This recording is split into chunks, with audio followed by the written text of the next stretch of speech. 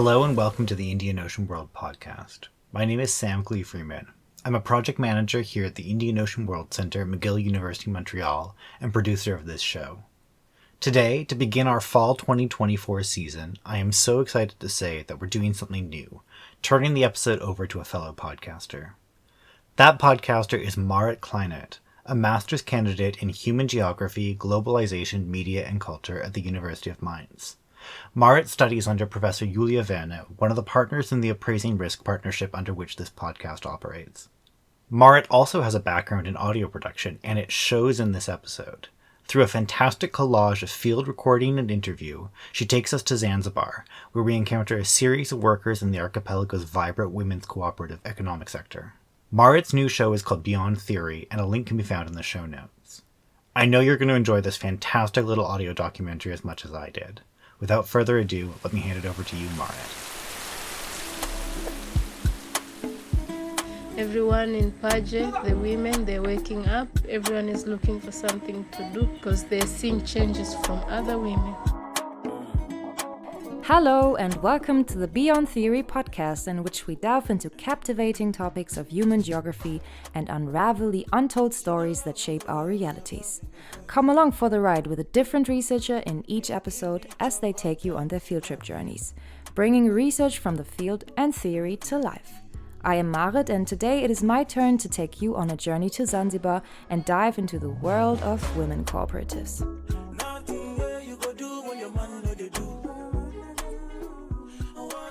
My research I'm sharing with you today was conducted during a study trip to Tanzania, where I spent a total of 10 days on Unguja, the largest island of the Zanzibar archipelago, and visited 4 female-run businesses.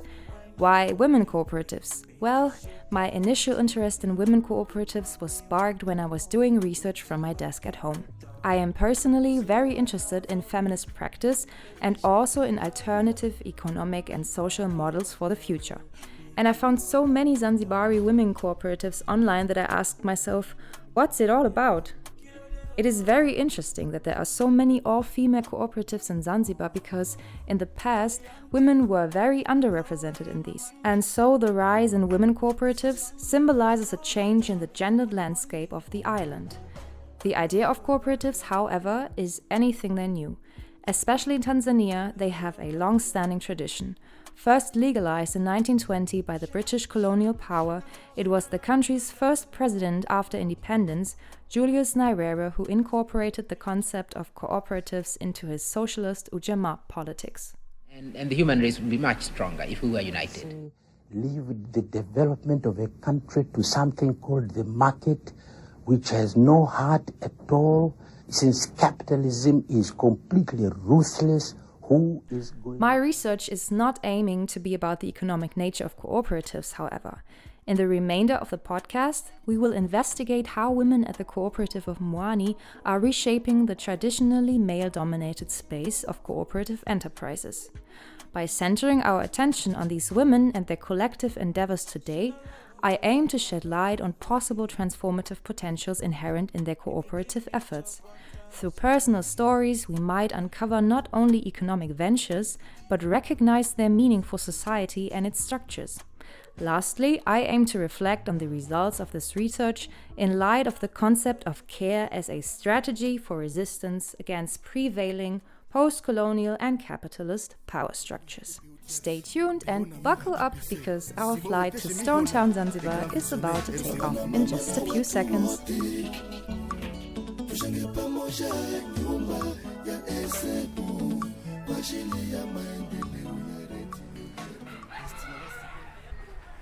It's a calm afternoon at the east coast of Unguja. We are in Paje. The sun, which had been beating down on us so mercilessly at midday, has now moved towards the horizon and bathes the palm trees and the roofs of the compounds I am entering in a warm light. I'm on the grounds of Mwani, a company that started off as a cooperative founded in 2011. The center was initiated and founded by the Swedish Rylander Foundation with the vision of developing a sustainable concept to help guarantee independent wages for employees.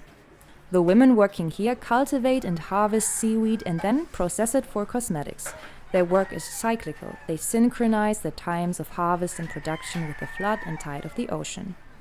Mwani is just one example out of many indicating a trend in women working in cooperatives on the island. There are the solar mamas, for instance, a group of women trained to build solar lamps. There is Moto, a shop supporting ancient Swahili traditional crafting and community trade. There is Wajamama, a women-led clinic and foundation providing medical advice. There are so many. I made my way to the compounds of Mwani for two reasons. I want to book a tour for our study group to learn about the resource seaweed and how the plant becomes processed into soaps and skincare products, and to find an interview partner for my research. When I enter the shop, Ruth is sitting behind the counter and doing paperwork. She works in the sales section and is around 30 years old with a warm presence. My meeting with her turns out to be a stroke of luck as she agrees to speak to her colleagues and offers to translate in advance. The shop is small but offers enough space to store the various soaps and body scrubs. It smells of lemongrass, cinnamon, and turmeric. In my field research, I wanted to conduct interviews with women who are working together as a group on a common economic project. I also include groups that may not necessarily identify as cooperatives, but rather as a collective of female entrepreneurs and align with the values that, according to the International Cooperative Alliance, define a cooperative. Self-help, self-responsibility, democracy, equality, equity, and solidarity. When Ruth and me meet on the agreed-upon day, we gather on the first floor of the spacious house, which houses the shop on the ground floor, next to which stands the bungalow accommodating the soap workshop. Ruth mentions that they sometimes have lunch up here. The floor has no walls, allowing a breeze to pass over our heads. Although we are within close reach of the shop, anyone wishing to listen to us would have had to climb several stairs. And it is already late, after closing time, so apart from a few mamas who are finishing the last tidying tasks of the day, no one else is around. Which country are you coming from? For my research, I use semi-structured interviews as qualitative research method, in order to stick to relevant topics regarding my research, but to also allow the conversations to be organic. All interviews were in the end coded, and the categories identified serve as base to structure this podcast. I used data triangulation in the process of writing, tried to ensure a reflexive practice through my field diary, and always compared my findings to similar case studies to rule out personal bias or translation bias through Ruth. But of course, there always remains a potential risk. While sitting there with Ruth, I remembered all the beautiful products I had already seen made by women here in Tanzania. Within my 10 days, I talked to a lot of women. I saw beautiful paintings, artisan handcrafts and clothing, Moto, Zazik, Rumsi Art Gallery and Mwani. These were all promising projects. But due to language barriers, I couldn't conduct interviews at Moto and Zazik, but I engaged in informal conversations and participant observation during their daily sales activities.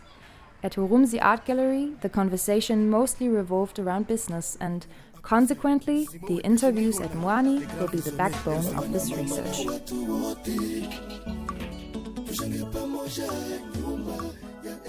On this afternoon, we are first visited by Mawa, a reserved woman with a serious stance.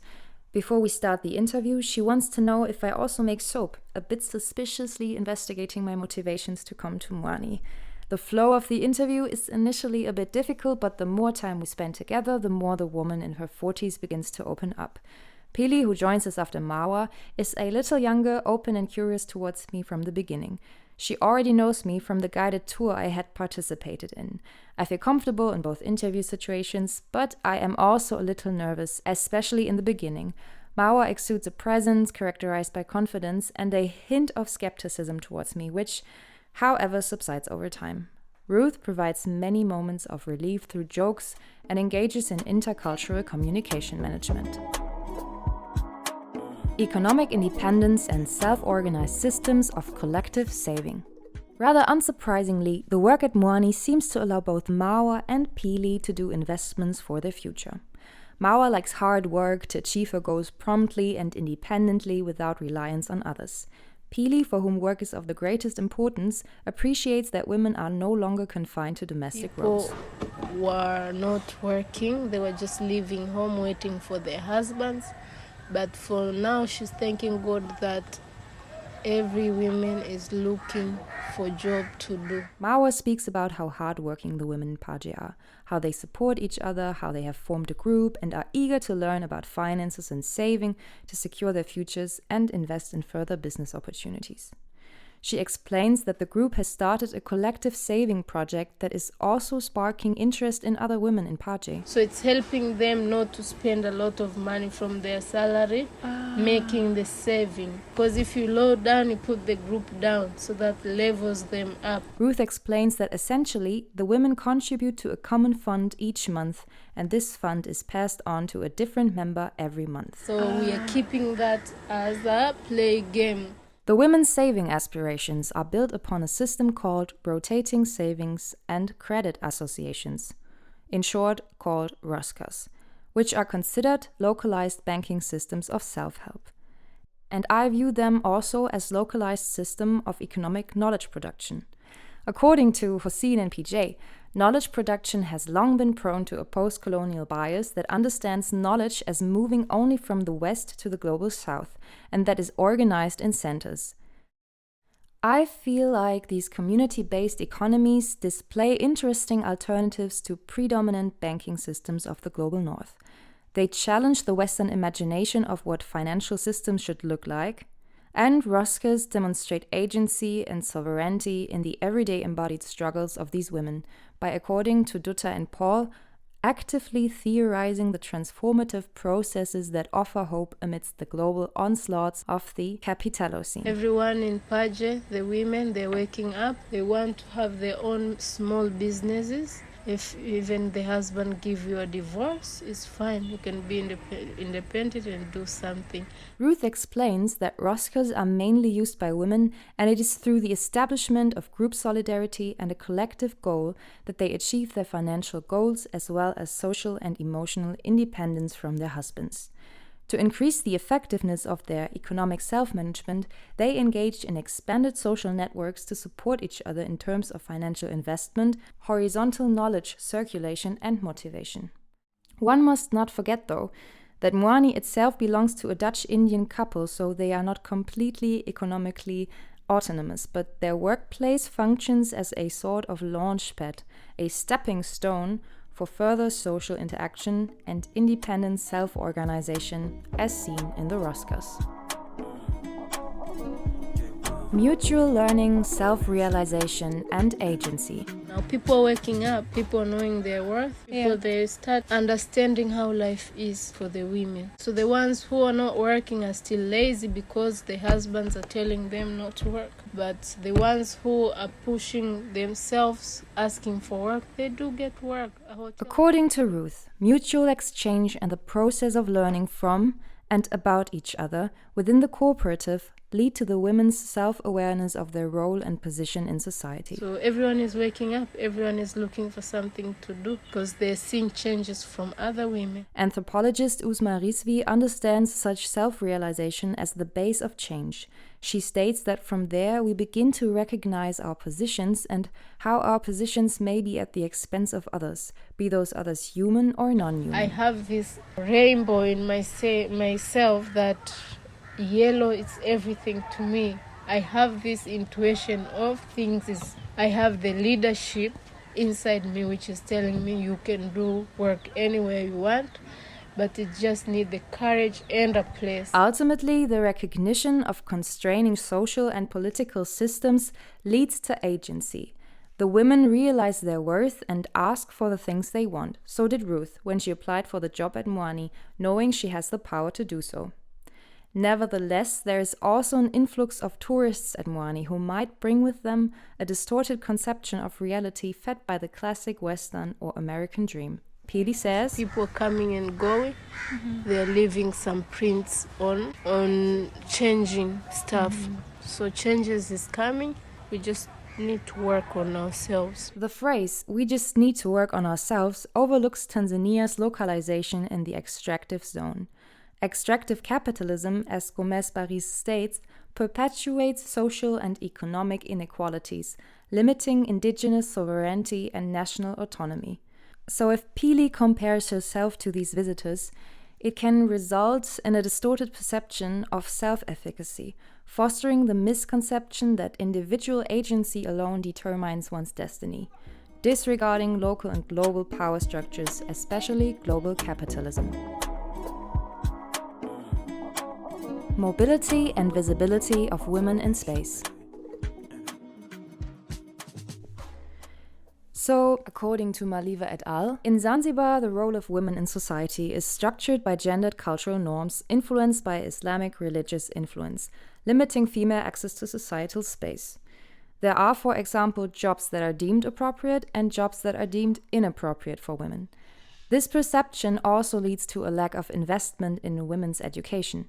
And this lack of education again feeds into the invisibility of women. Or, to be more precise, it silences them, limiting their voices to the domestic sphere. I want to be part of the women in society. I want to support women, building a better future for women. So this work is giving me a lot of, it's giving me more happiness and choices of what I want to do later on in my life. Ruth speaks with both emotion and resolve. Her expression of wanting to be part of something greater suggests a desire for recognition in society, the wish to be acknowledged for one's potential, rather than blending into the background and actively contributing to the community to find a sense of purpose.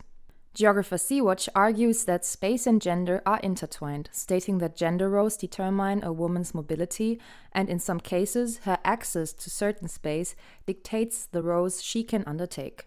However, studies show that values and norms are challenged by those women who remain active in the public sphere despite these constraints. So women cooperatives like Moani are challenging cultural norms, promoting the visibility and mobility of women in space. But despite some cooperatives being marketed as exclusively run by women, male presence often persists. While sitting there with Ruth, I remembered moments at Moto and at a women weavers cooperative on the mainland where men were called upon as translators. Men are oftentimes more proficient in English due to greater educational opportunities. At the Weavers, we were told that it was a friend helping out, but that male friend didn't even pass on certain questions to the women, and simply answered them for them instead.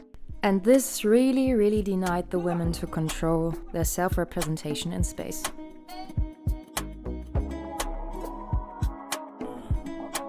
Healing and identity construction through expanded social networks.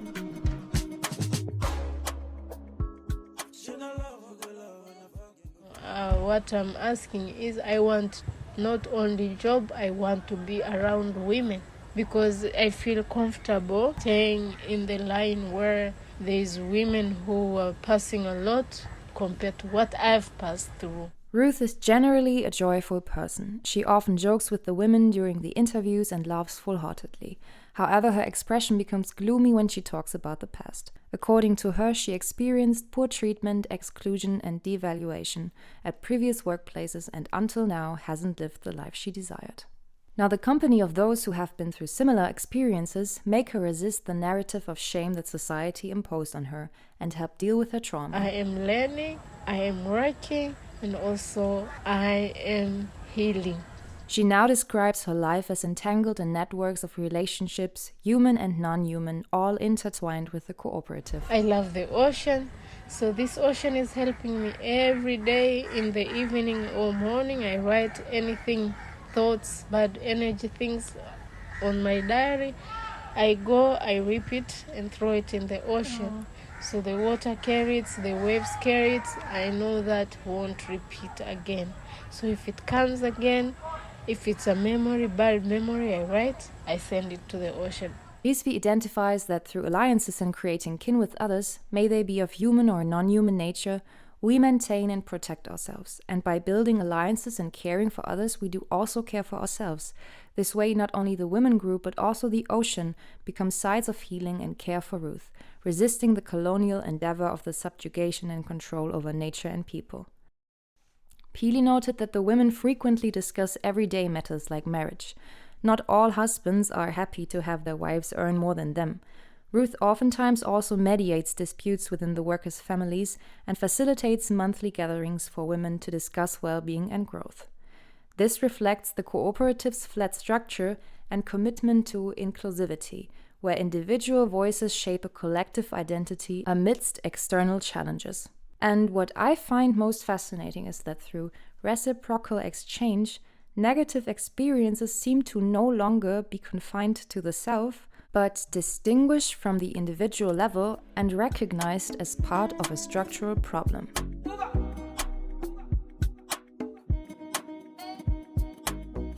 Enjoying everyday life, sharing sociable time and humor.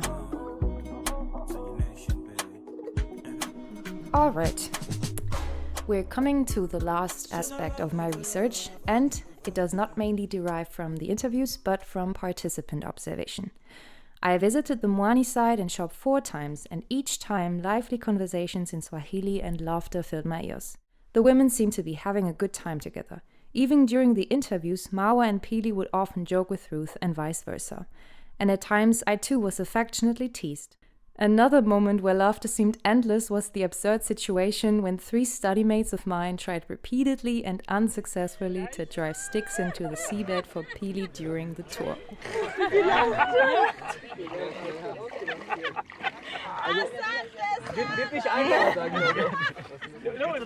not there, right? Just keep on going. Just keep on.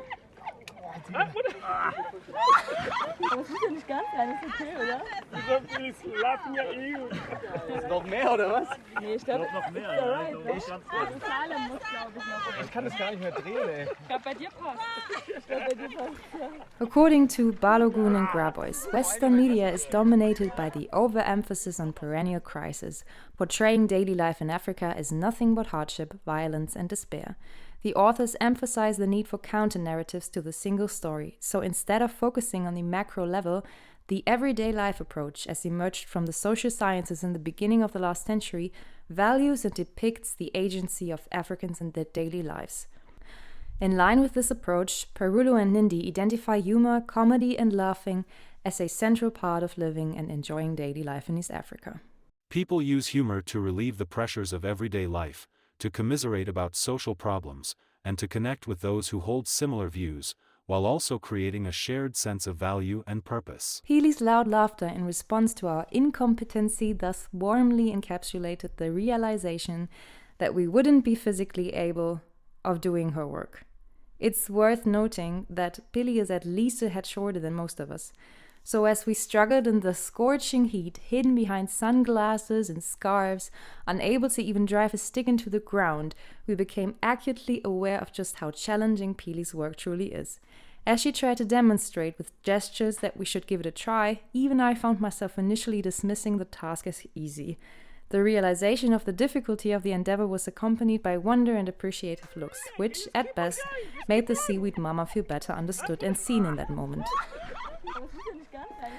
It can be assumed, therefore, that women also join cooperatives because it allows them to be surrounded by people with whom they can share humor and joy in daily life with. In terms of engaging with oneself and one's emotion, I would define the search for expression of lived reality as self-care, and as a coping strategy, placing these women in a resilient network that echoes their positive approach to daily life, despite challenges.